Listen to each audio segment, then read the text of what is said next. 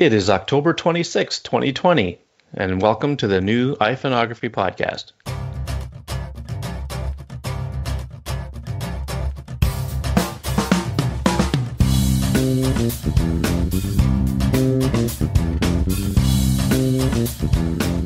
Hello, everyone. This is Greg McMillan from the iPhoneography podcast, formerly the Artful iPhoneography Interviews, and tonight we are going to talk about halide. I have my co-host with me, Dave Podner. How you doing, Dave? Doing good, Greg. How you doing now? Not too bad. Good to hear. Okay, we will get right into it because I'm excited about this one. It's not necessarily an interview, but just a nice chat that we're going to have with a fella from Arizona, and his name is Jackson Hayes. How are you doing, Jackson? I'm doing well. Halide, my favorite camera app, and it's been my favorite basically since it even came out. I remember when it first ever got released, I was on the mailing list to be notified when it was going to be available. Right. And now they've released Halide Mark II, which is even more exciting because of they've had so much time spent with Halide 1, basically, smoothing it over and perfecting it and everything else. And Halide 2 has been in the works for about 18 months. Yeah. So now you don't work for Lux Optics, the team behind Halide, but you work, with them for some things. So what exactly is it that you do? Yeah, so I'm an independent contractor. I don't speak for the company or whatever the legal disclaimers are here, but I've been working with them and helping them with like various video things, some social media stuff, as well as like so in their video stuff I do like tutorials and things like that.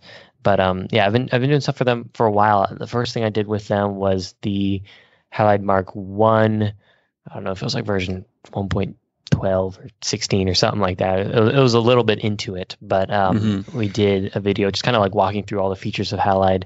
And then we did a Spectre video, and then we started kind of working more regularly together, and I started doing like customer support and things like that. So these videos, are these the ones that you see on YouTube, like they're little 30-second videos to show you how to do certain things? Yeah, so we did all these little videos, yeah. Oh, that is so cool. I wondered who did them. Yeah, one of them was shot in Sedona, and so that was me. Oh, that's cool. Yeah. So you were on the beta for Halide Mark II. Yeah. So I got a test flight it was like a month ago or 2 months ago or something like that. Just kind of testing out like the initial features when they were like getting closer to release, and then that's pretty cool. I was on the test flight for the first one, which I think ended with 1.17, I think, and I don't believe there's a test flight for the public on this one yet. At least I haven't. Yeah, I don't think Mark II has like an official beta quite yet. A lot of that kind of needs to be put into place before something like that, because I think since they just released the app, I have no idea if there's like a ton of features that they're really like working on, or if they're just polishing the app. I'm not quite sure, but it might be a little while before they do that. Yeah.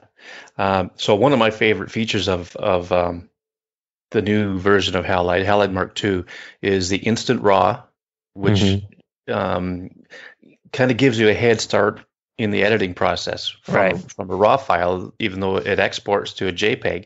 Yeah. Which I found out from you on Twitter, and because I was stifled, I could not figure out. I thought it was going to give me a kind of a raw file with a little bit of stuff done to it, but I'm way off base with that. So sure, yeah. I mean, I think the approach for instant RAW is just kind of like an edit or some sort of what the raw file could be, and it's an easy way to, if you've shot a JPEG or JPEG or RAW plus JPEG, and then you're not like a big fan of the JPEG processing, you want to go to the RAW, but you don't really want to spend the whole time doing the RAW thing. You can just tap on Instant RAW and boom, you kind of get a little image there, and you can send that out. And what they do behind the scenes on the processing of the RAW to get to the instant RAW is very nuanced and very, very cool.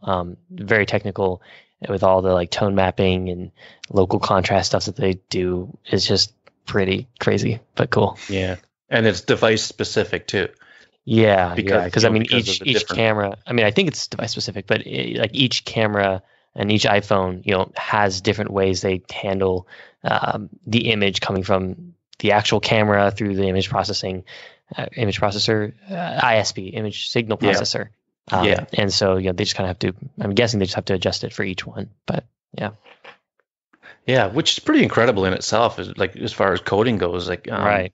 A few years ago, I tried to take a Swift course, and with the hopes of becoming a developer and working on something, right? But I tell you, with my shift,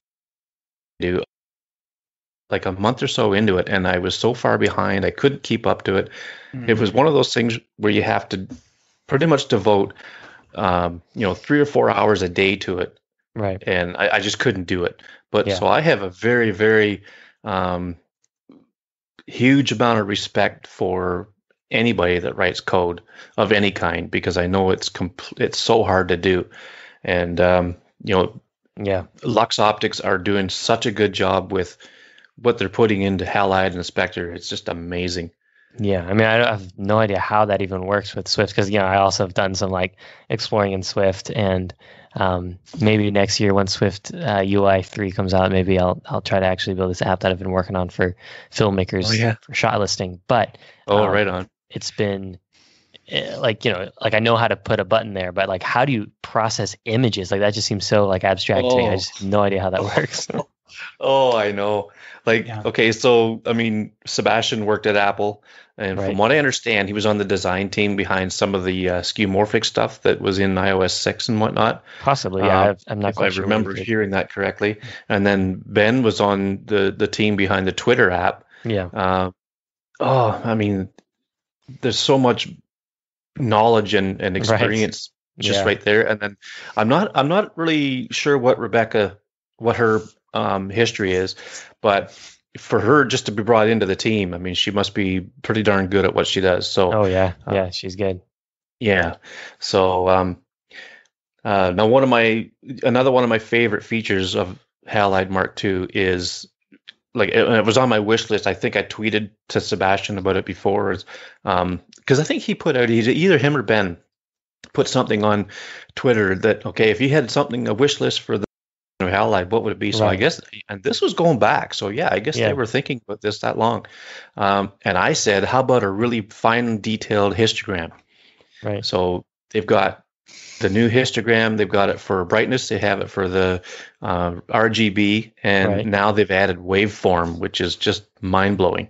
Yeah, it is. It's crazy. I mean, like, generally the histogram, or sorry, the waveform, comes from like the video world and exposing your image properly and all of that. But coming from a histogram where you've learned that horizontally, that's how it's dark to light, then shifting over to the waveform where it's bottom to top, but then horizontally it's the actual image.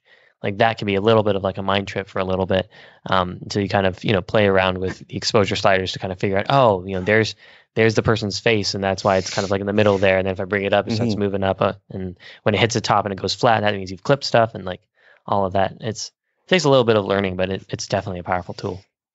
Yeah, I'm definitely going to be using it a lot.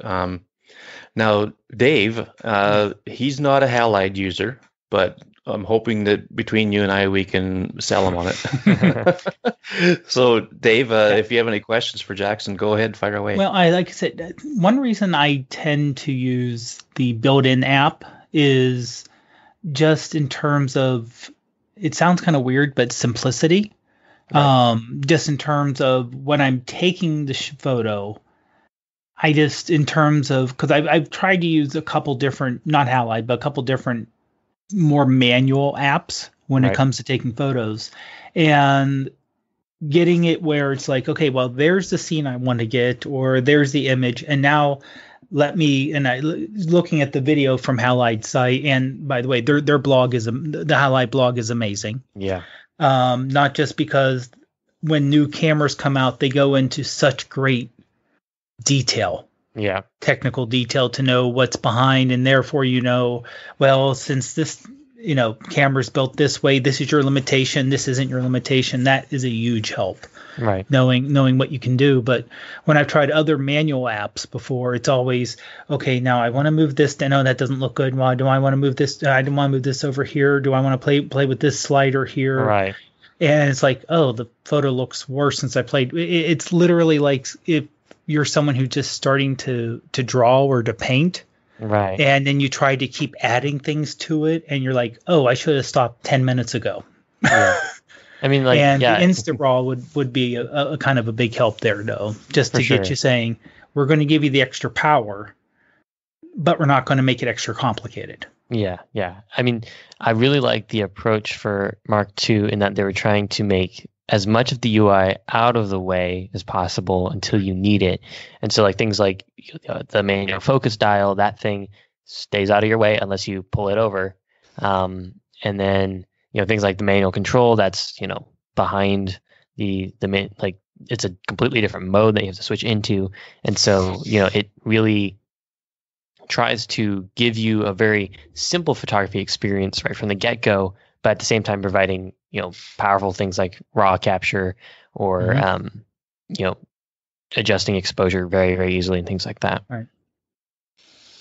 Yeah, because I'm using an iPhone 10 and it's good, but I know the limitations compared to, especially the 11, and it looks like from what I'm seeing when people who have the 12, especially with the low light situations and the almost low light where the deep fusion kicks in for the 11 and 12. Right. Where that makes a big difference. But I've seen people who do shoot in RAW and then were able to do the extra editing to do manually what a lot of the newer cameras can do computationally, also with the better light gathering, which the new lenses have, versus mine, which is pretty much a 3-year-old device, which a 3-year-old still doesn't sound old, but I know for smartphone smartphone photography, that's ancient. Yeah. I mean, new phones every year, and they keep changing so fast. It's crazy. Mm-hmm. I mean, look at the difference between just the 10 and the 12. Processor speed, the way the processor works with the A13 and A14 Bionic. It only uses parts of the processor that it needs to do the specific task, and the battery life that is gained by that, it's phenomenal. Yeah. Another couple of features that the guys have put in Halide Mark II are the zebra stripes, which is really useful for controlling how much of things get overexposed or underexposed. That kind of ties in almost in a way sort of with the waveform in how it works. But do you have like a favorite feature that that they brought out in Mark II? For me, I think it was the fact that when you're in manual, you can now swipe vertically and horizontally right from the get-go. Because back when we had Mark I, you would have to activate ISO before you can adjust it. And I thought that it would just be nice to be able to vertically swipe and then horizontally swipe. And so the fact that they added that and made it much more natural and fluid is phenomenal, I think. Yeah, because I used to think that you couldn't do both. I thought it was either one or the other. Yeah. And now, like you say, with Mark II, it's so much easier. They've built it all in together, and I'm going to be using manual probably considerably more. And starting in January of this year, I started shooting RAW and JPEG all the time. I used to just shoot RAW once in a while, and so the Smart RAW feature is something that I just find so invaluable when shooting. It's just amazing what it could do as far as capturing detail.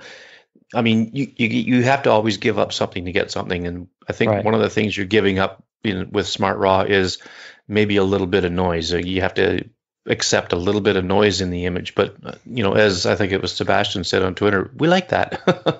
Right. Yeah. They seem to not be too concerned about that and it does look good. Like Sebastian posts a lot of images of, in and around San Francisco, and a lot of them are at twilight and things like that. And those images look absolutely fantastic. Yeah, he's such a good photographer. And like, I love it when it's a good photographer to where you see a photo and you're like, was that shot on an iPhone or was this shot on, like a big camera or whatever? It's like, that's when it's like, the camera is really powerful to where it's capable of something like that. Right. And he does most of his editing in Lightroom on the desktop, I believe. I think so.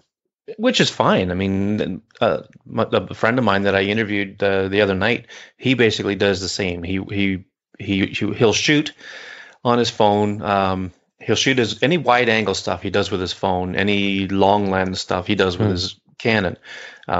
But that way he doesn't have to carry two lenses and all that stuff. He can keep his phone in his pocket. But if he wants to shoot a landscape with a wide angle, he'll just pull out his phone and use it. But he transfers everything to the desktop and does everything in Lightroom and Photoshop from there. So I mean, it's not unheard of. Myself, I'm a strictly 99% mobile workflow. I try to do everything I can on the phone, and it's just what I've become accustomed to since I got rid of my DSLR. So let's see, David, anything else on Halide that you could think of? No, I'm just no, because one thing I'm just curious, and this is pure speculation, is knowing that with the LiDAR, because when we got it, we had to get a new iPad because our old one actually broke earlier this year. So we're like, hey, we'll get the large iPad Pro because we can also use it as an extra TV if we have to. Yeah. Mm-hmm. It's like, okay, so, it's like, okay, that's large enough. We can just kind of prop it up if we go upstairs. We, just makes it easier. And we're like, oh, LiDAR. And it's like, it was like augmented reality only. It's like, oh. It's kind of, because I know there are advanced point and shoots, or I guess a lot more or less than advanced point and shoots these days that actually have at least a rangefinder, if not LiDAR, probably not as advanced, but the same idea to augment its focusing. So I was kind of hoping that, oh, look, we're going to have this on the end. They're not going to do anything with it. And I know it's not as compact or it's not as many dots. I know, Greg, you mentioned that on the Tiny Shutter podcast where it's not as many dots as the front-facing camera. Yeah, it just shoots an array of 20 by 30. Yeah, but then when Apple said, with the iPhone 12 Pro, and since it's only available on the Pro, you can use it for extra focusing when it needs it when it's dark. And I'm like, well, sometimes you need that extra focusing when it's light outside. Yeah, I mean, we're at least up where I am, it's getting near, since it's getting near November, we're starting to get cold, and we haven't had any of that 4-letter white stuff yet, thankfully. Greg probably already has around 10 feet of it, being up in Canada, but if you're out in the middle of the snow, the snow area, or you got snow on the ground, your contrast really stinks. Right. And so it's almost as bad as being in a low light situation, because not only do you have the white snow where you kind of lose, a lot of your contour, but you have a lot of reflection coming back off the snow. And it's like, it'd be nice to use that when it's not necessarily, in addition to just low light, very dark situation. But it's like, hey, here's a situation where the two cameras may have issues because there's not enough contrast, and we have a LiDAR system to add on top of it. And it'd be interesting to see. I don't know how open it is for coding, how locked down Apple has it, but if you can say, our manual app, because I remember when they first introduced RAW, of course, Apple, now they have their Smart RAW, but back then if you wanted to do RAW, you had to get an extra app to do anything with it. But they were like, oh, if you're a manual app, you can unlock this behind the scenes, but we're only allowing, you have to go out of your way to get to it. It'd be nice if they could do that with the LiDAR sensor too, or a company like Halide, which they're really good with this kind of thing, finding the extra little, extra manual work that maybe for 90% of the people wouldn't either be interested or wouldn't, I don't want to say know how to use it, but it would be extra complications without the extra results. But it's like, oh, we have this if you're interested in that too. So it'd be interesting to see if even just as a little extra help. But I know it's pure speculation, but it's kind of like, okay, you have a tool here, but it's not fully developed yet. Is this maybe next year you're going to do something with that Apple, or you're going to introduce a software release that all of a sudden opens things up? Then it's just a little, kind of curious thing. Yeah, it just doesn't seem like Apple necessarily has like a clear plan for it besides like, oh, it kind of helps with photos and AR, and that's it. And it's just like, okay. Yeah, so that's the one thing, like I said, I'm kind of curious to see what else, because if you could do something for a manual, I know everyone makes fun of people who take pictures with their iPad. Right. But and this is when you get older, I'm not saying I'm old, but older. Sure. Having a massive screen in front of you when you're trying to take a picture makes a huge difference sometimes, That's what you call large format. Exactly. or just the fact of it may be the only thing that maybe your phone's upstairs and you want to take a picture of something close by, or you want to take a picture without having to run and get your phone. Maybe it's plugged in somewhere. Maybe it's by your desk somewhere, and you have Bluetooth so you can answer a phone but it's like, oh, I want to take a picture. Where's my camera? Well, I only have my iPad next to me. Just having that extra help would be, and like I said, it's almost of a tease that Apple gave us saying, oh, we have this tool. It's not quite there yet. We're not quite sure, but who knows? Yeah, it is interesting. Yeah. Speaking of, speculation or this could go deeper than speculation. And that is, with the announcement of Apple's Pro RAW, it makes me wonder what Ben and Sebastian and Rebecca might have in store for us with that. I mean, there's an API for it, so it's going to be very interesting to see if they come up with anything. I don't know. Gosh, I don't know. I mean, all I know is that from what I understand, you're going to be able to get a RAW file that has kind of like what we see in Instant RAW, has some treatments done to it, but yet it's still a RAW file. Right. Yeah. I haven't read up too much about Pro RAW. I do know obviously that Halide's hoping to support it and all that with the API, because thankfully there's an API. That was like a real worrisome moment for Ben and Sebastian and Rebecca when they were like, okay, there is an API. But yeah. Oh, excuse me. Yeah. So it'll be interesting to see if they can come up with something like that. Greg, before we get any further along, just because most people, I think, or at least are somewhat familiar with Halide. But if you're not, downloading it from the app store is at no cost. Right. But you do need to subscribe. Right. And, I should say there's two options. You can either subscribe, and there's an introductory, of course, they have a 7-day free trial, which is great. Right. So you can try it without paying. Actually, I think the rates are, at least, no, this is US only. Right. Real reasonable. I know this is their introductory rate for the Mark II. Right. Where it's $9.99 for a year. Yeah. I mean, that which spread over a year is pretty crazy good. Yeah. Yeah. Or a one-time purchase right now, $35.99, which that's still not bad for all you're getting. But honestly, I would, at least from my perspective, just because I could see going for the $10 a year whenever the introductory goes away, Right. Yeah. It's still not going to be exorbitant.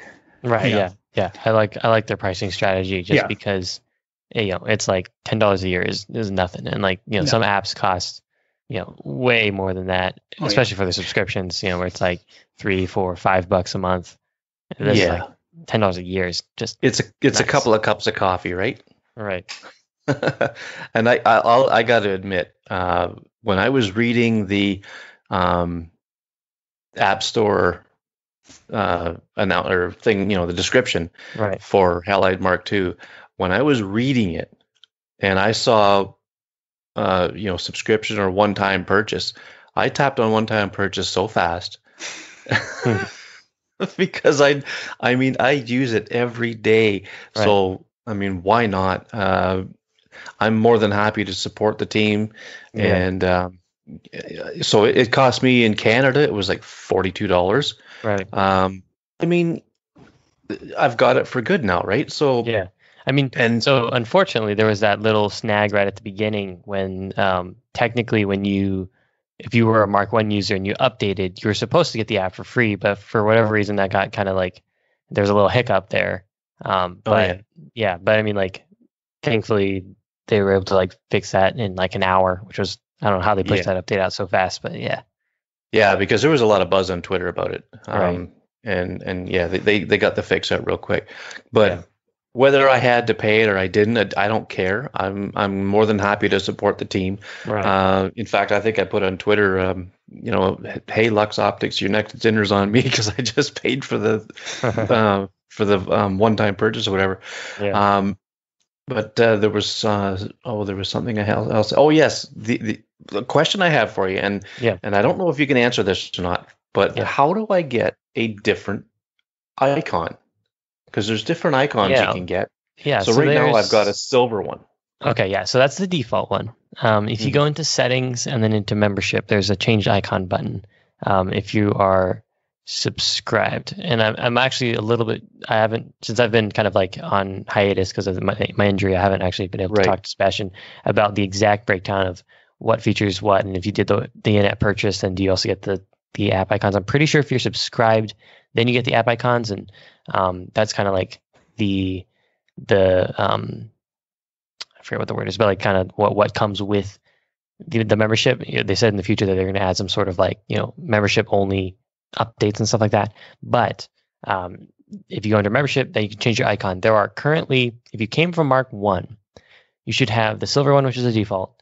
There's the Halide Mark I icon, and then there's another one, which is like looks like a lens basically. There is a fourth, and I don't even know how to unlock it. I believe it's behind I think you have to make, it's not 1,000 exposures because I've done that. But it's more than that. What sucks too is that like since I've been testing and stuff and installing and uninstalling, my exposure counter keeps going down. So some people are like, maybe it's like 10,000 exposures. That seems kind of high. So I have no idea how to unlock it. It's just some sort of special thing that you have to do in the app that somehow it unlocks. So it's a little bit of a mystery, but I really want that icon so bad. Yeah. Well, I'm looking in the settings, and there's no place in here that says membership. Is that really? That's probably because I just made the one-time purchase. That's how you did the one-time purchase, right? Wait, so you're in Mark II. Yep. And I updated this evening. Right. I updated this evening before. What do you see in settings? Capture, customize, and advanced. That sounds like a bug to me. I will let them know about that because there's supposed to be a membership button. Now I don't know if you did the one-time purchase. Maybe that's supposed to go away. But then that's weird because then it seems like the feature's gone. So I will let them know because it actually seems like a pretty major bug. But yeah, it's supposed to be under there. But yeah, I'll let them know. Okay, I appreciate that because I really would like to change that around the odd time so okay.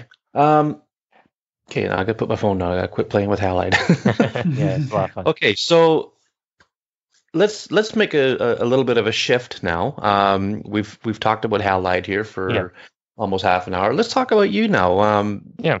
What exactly is it that you do? Like we know you make videos and stuff, but let's get into a little more about Jackson Hayes.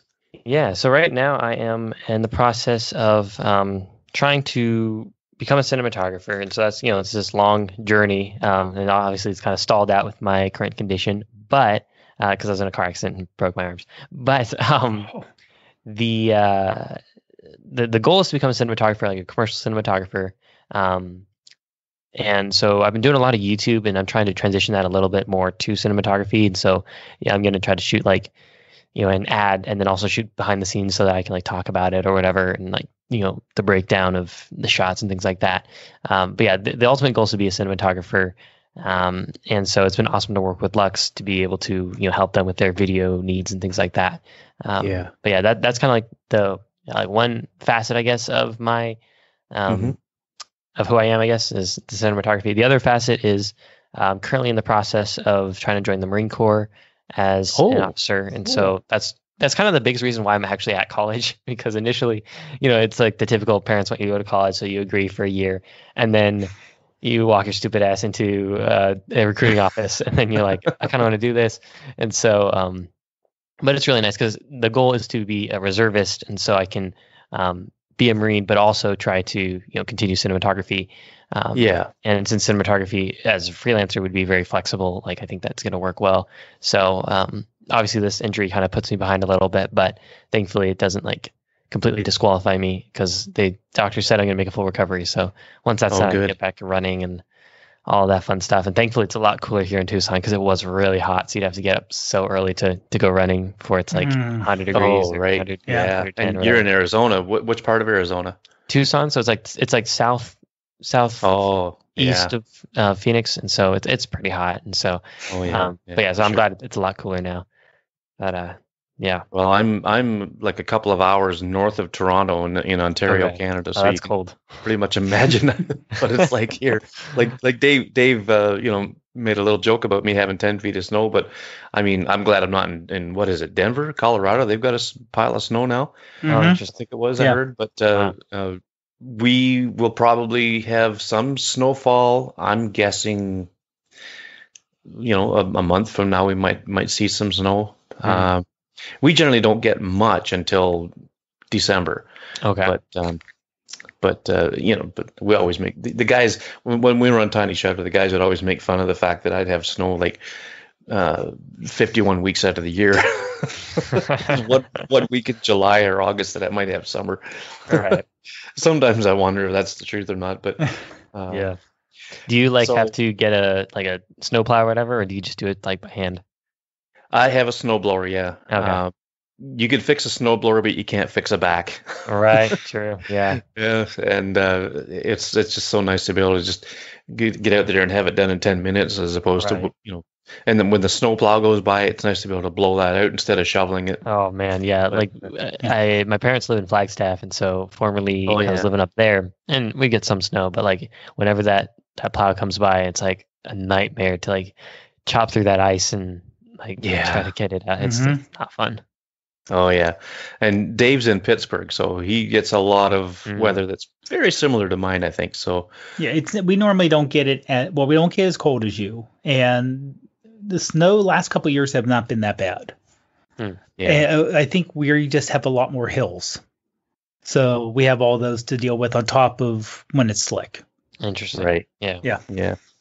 So it sounds like you could possibly incorporate some of your video stuff, maybe in with the Marine Corps. Yeah, I mean, there's that option. That's probably what I'm going to go for. It's called communication strategy, and it'd be fun to do that, because a lot of the stuff that I've seen, like from a technical photography perspective or cinematography perspective, could definitely be improved. And so it'd be fun to both be a professional cinematographer as well as Comstrat Marine, and being able to teach people like, hey, maybe don't blow out your highlights. Yeah, right. Maybe shoot with like a decent shutter and stuff like that. But I mean, like that's kind of the goal. It's also cool because I'm being able to work with some of the recruiting stations here and maybe shoot some stuff for them. And so I'm going to try to do that to help with the reel and all of that. But yeah. Well, it's very admirable. What you're committing yourself to, and I'm excited. Yeah, and I'll thank you in advance for your service. But you got to get recovered first. That's first and foremost right now, and boy, you sure miss using your hands. Oh yeah, it when is. you It's don't crazy have. how little things like, oh, making food. It's like so much harder. So I'm so glad my girlfriend is like in the same apartment complex as me, so she can help me Yeah. with various things and stuff like that. And so that's definitely helpful. But yeah, I definitely miss being able to type with two hands and things like that. Oh yeah, yeah. Like well, okay. So going back to the iPhone, you've got Right. a lot of accessibility features that Oh you can yeah. take I mean, I'm advantage of. so glad of that. The first couple of weeks, my right hand was still very stiff and like hard to use, and so I ended up using voice control a lot, and it was Yeah. so helpful.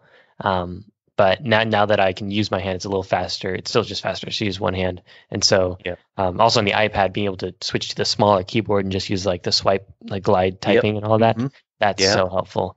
And so then Oh I'm also yeah. using a lot of dictation and things like that to like I wrote 4 to 5,000 words last week just with my voice, and that was not Wow. fun Oh wow. because I had a bunch of The midterms and things like that, and it was just not fun. the hardest part is the punctuation. Yeah, well, the punctuation's pretty easy because like I'm like an okay writer, I think. But Yeah. the hardest part was the fact that 2 of my classes are very scientific, and so all the words that you're trying to say, like I was writing this was a basic one, but like I was writing about an eruption, and it thought I was talking about IRRUPTION or whatever how you Oh spell it, really? instead of Okay. like a Instead of volcanic eruption. instead of putting in eruption, it was putting eruption, Yeah, but like like an eruption. interruption. Yeah, it was just so like, why would you do that? Like, nobody uses that. I'd never seen that word in my life. So Yeah. like, it's just it's a little annoying and frustrating sometimes. And I did a little bit of support for Halide Mark II when it launched, because some of the bug was a bit of an Oh issue. yeah. But Yeah. I responded to like maybe 25 tickets, but every time I said Halide Mark II, it thought I was talking about Haley and Mark with a C and then TOO, and I was like, oh my gosh, this is gonna kill me. And no matter how clearly you try to say it, Yeah, it's not going to get it right. That's yeah. like my hometown it's 2 words, Owen Sound, and it can never ever get it Oh right. man, yeah. No matter what, I forget what it comes up with, but I don't even try to say it anymore. I just stop and then I type it and then I'll Right, carry on. right. Yeah, Oh, well, Jackson, this was fantastic. I'm so glad you were able to come on, and yeah. It's fun. you know, Yeah. uh, Thanks so much. yeah, I wish you continued success with your recovery and your future endeavors, and we'll definitely see you on the Twitterverse and on the Instagrams and whatnot. So, go ahead and tell everybody where they can find you. Yeah. So I can be found at Jackson H Visuals on Twitter, Instagram. What else? I think that's probably about it. And then if you look up Jackson Hayes on YouTube, spell it with a CK, not an X, because there's a basketball player who his name is Jackson Hayes, and Oh, right. he comes up first, and that just bugs me so much. But anyway, yeah, that's pretty much where you can find me. Alrighty, and we'll put the links to all those in. I'll try to find as many of them as I can, and I'll put the links in the show notes on the website. Fantastic. I'm having a heck of a time with the podcast entries on the Apple Podcast app. Other apps, it seems to look okay, but on the podcast app and on the iPhone, the links don't show up as links, and it's just all like together. HTML kind of stuff, or is it like new lines aren't working? I do the website with WordPress. Okay. And WordPress, the blog, like the paid blog, not the free blogging platform. Right. Yeah. And I don't know. I emailed a guy by the name of David Sparks, who runs the Mac Power Users podcast. Yeah, and he said that it sounds like it's the content management system. So it's probably something to do with WordPress, and Gotcha. I don't know. But the funny thing is that it turns out in I think it was Overcast, the podcast app, that it looked fine. Interesting. So I don't know. Yeah, it's weird. Right. It's something on Apple's end, I think, because yeah. But anyway, but yeah, we'll definitely get those links on there. And just before we sign off, and after we stop recording here, I'll just get you to hang on because I want to get a little bit more information from you. Sure. Dave, where can people find you? Sure, you can find me on Instagram and Twitter as Prof Pod. Alrighty. And you can find me on Instagram as Macmillan Photo and on Twitter, Macmillan_photo. And you can find the Artful Eye Photography community, or phonography, I changed it, at AIPC, oh no, sorry, artfulipc.club. And that will take you to the MeWe page where we have our little community there. And the podcast resides on, for now, it's artfulipc.com. And I'm trying to get my new web address, iphonography.ca, to take you there. Still working out a few bugs with that. But we are going to try to have this show come out bi-weekly. The interviews before this used to come out when I could just wrangle somebody up to do one. But Dave and I are going to do this new format bi-weekly, where we can talk about anything and everything we can think of about the iPhone and photography and stuff like that. So stay tuned for that. And we will see you all on the next one.